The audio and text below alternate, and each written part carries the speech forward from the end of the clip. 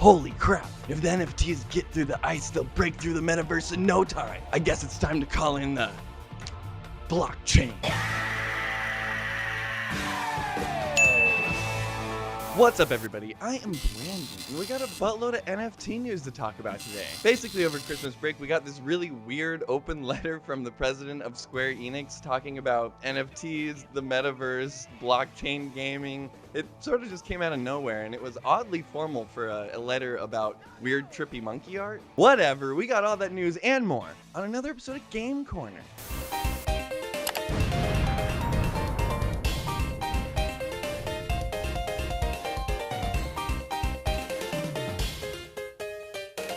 Really quick, if you guys like what I do, please like the video, subscribe to the channel if you'd like to see more, and I'll stop wasting your time.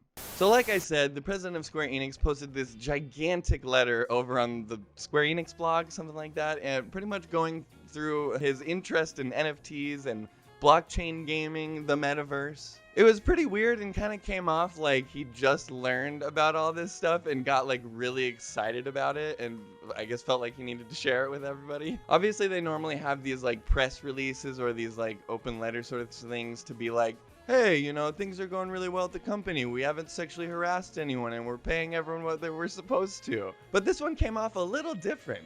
Obviously, this year we've seen a lot more interest in NFTs, virtual property, and goods. Facebook even changed their name to Meta because they're getting really invested into this whole metaverse thing. Yosuke Matsuda ends up going on for a very long time about how he thinks the rise in these cloud services, AR, XR technology, and 5G, it means that these virtual goods and services are here to stay. So not only are these ideas kind of silly, but I think they're widely misunderstood. I don't even think if a lot of people at Facebook honestly know what this is or have ever even seen this sort of stuff before, even though it's not really new. They have been around for a while, and stuff like Second Life, Minecraft, and Roblox do all of these things right now. So I think the biggest hurdle for these things is the misunderstanding around the whole concept and how it all interconnects with each other. As far as a metaverse goes, it literally is just a big fancy name for an open virtual space where people can, you know, create avatars and do things in that space, like have meetings,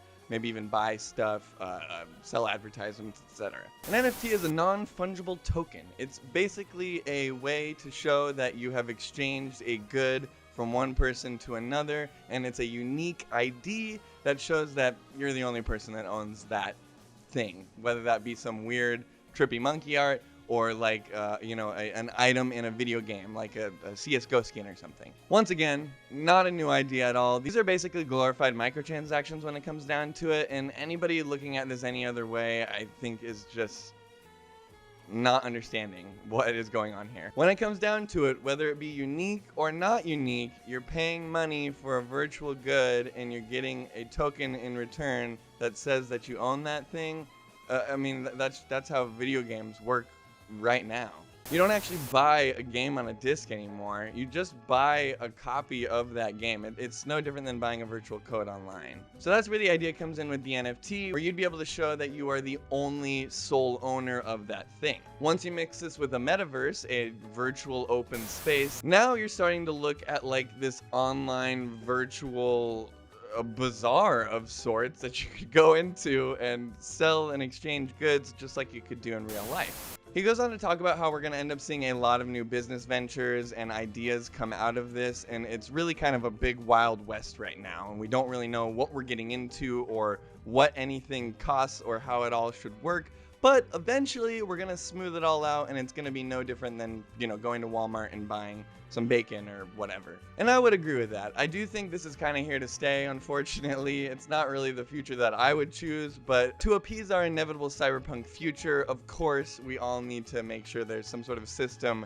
in place so that when we're all existing in this metaverse for the rest of our lives, you know, we can be taken advantage of in there too.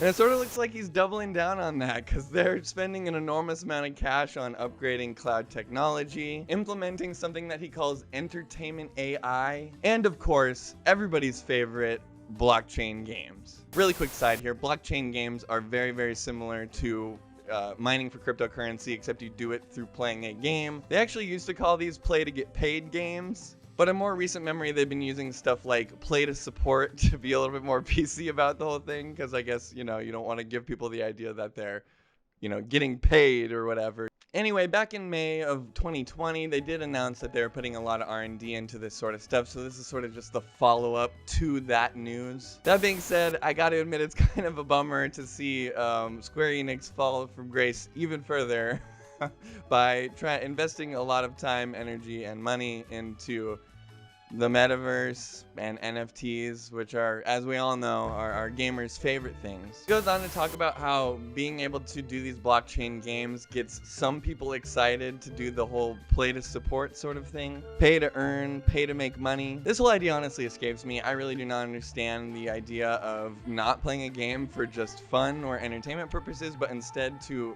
gain something or make money off of it. I mean, obviously there are people like, professional esports players and stuff that I guess you could say do that, but they actually put time and energy and skill into what they do instead of just, playing a game that's crunching numbers until it spits out a Bitcoin. So I guess if anything, it sounds like he's excited for these people to be excited to not have fun.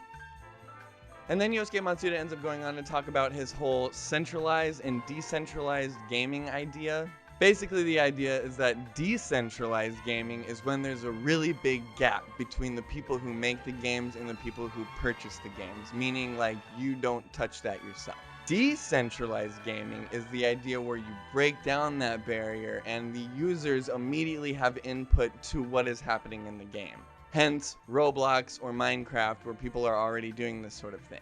Having a centralized gaming world allows for self-sustaining growth. So once again, basically wanting people to create content for their game without really supporting them in any way, shape, or form. So kind of like PlayStation Dreams, but money. They'll continue to go on to diversify their portfolio, blah, blah, blah, blah, blah. And he does mention right there at the end that they will continue to make decentralized and centralized games and exploring that in the future. Just to not totally alienate anyone who doesn't want to play some stupid blockchain game. Sort of ends the open letter with saying like he thinks all of these things are really good and everyone should be excited for them. And that you should probably get used to them existing because they're going to anyway. Like I said, do not be misunderstood here. NFTs and virtual goods are basically just glorified microtransactions that have IDs attached to them. And a metaverse is purely a virtual gaming space where you can do things like have meetings. I'm not even trying to knock the metaverse all that much. I'm sure it's going to end up being widely used and popular with everyone around the world. So I think the biggest hurdle to get over here is just kind of explaining to people and getting them to understand what this is and what it means. In my personal opinion, I just think it's all sort of trash. I have absolutely no interest in playing a blockchain game.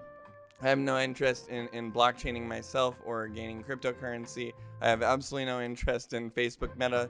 And I have absolutely no interest in purchasing NFTs. And I should note that aside from just taking advantage of people and their work, this is also insanely bad for the environment. It's been proven time and time again that the power consumption that it takes to do all this blockchaining, obviously turning that blockchain into a game makes it so that you can split up the power usage among a lot of users. So that might help a little bit. But they're still running 100 racks somewhere filled with 3090s that you can't purchase and using enough energy to match a small country. It is a total mess, a total Wild West out there right now, and I do think in time it's gonna all smooth itself out and just become a normal thing that everyone does all the time. Just like how smartphones were so strange to us when it first came out, being connected that much was super weird to a lot of people, but now every single person has one in their pocket. Or this will all horribly blow up in our face and be a giant wreck and mess, which is also very possible. Anyway, that's about all the news on NFTs I have to talk about with you guys today. I know that was a little bit more depressing than it usually was, but definitely let me know what your guys' ideas on the metaverse, NFTs, virtual goods, blockchain gaming, cryptocurrency, all that jazz down below in the comments. I'm Brandon. This was the episode of Game Corner on NFTs, the metaverse, and cryptocurrency. Thanks for watching, and have a kick-ass week.